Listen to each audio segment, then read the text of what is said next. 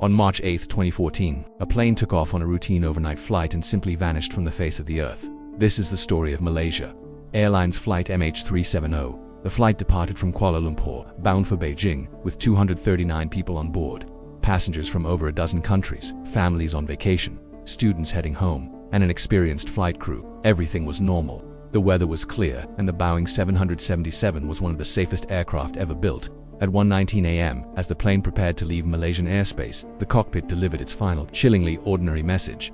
"Good night, Malaysian 370. It was the last time anyone would ever hear from them. Just 2 minutes later, the plane's transponder, which broadcasts its location, went silent. It disappeared from civilian radar screens. But military radar saw something bizarre. The plane made a sharp, deliberate turn, flying back across the Malay Peninsula, completely off course. There was no distress call, no sign of trouble, just an eerie silence. For the next hour, it flew a rogue path over the Andaman Sea before vanishing from military radar too. So where did it go?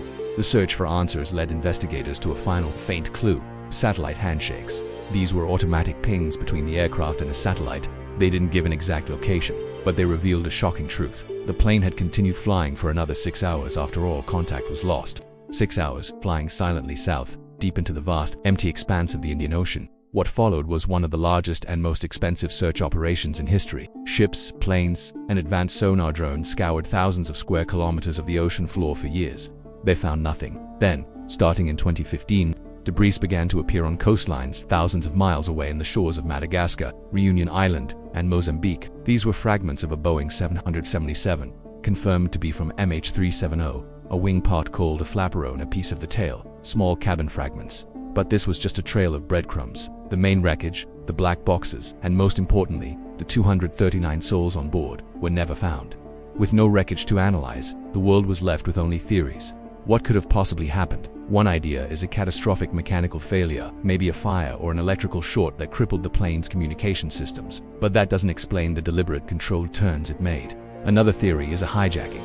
But no terrorist group ever claimed responsibility, and no demands were ever made. It's a hijacking without a motive. Perhaps the most controversial theory points to the pilot, Captain Zahari Ahmad Shah. Some speculate he intentionally diverted the plane in a meticulously planned suicide mission. Investigators did find a similar flight path on his home flight simulator, but there's no concrete evidence to prove this motive. Then there's the ghost flight scenario, a slow depressurization in the cabin that incapacitated everyone on board, including the pilots. The plane would have continued on autopilot, a silent ghost ship flying until it ran out of fuel and plunged into the ocean. Each theory has its supporters and its flaws, but without the black boxes, it's all just speculation. What happened in the cockpit that night? Why the sudden turn? Why the complete radio silence? More than a decade later, Flight MH370 remains aviation's greatest unsolved mystery. It is a haunting tragedy that left hundreds of families without closure and a world grappling for answers that may never come.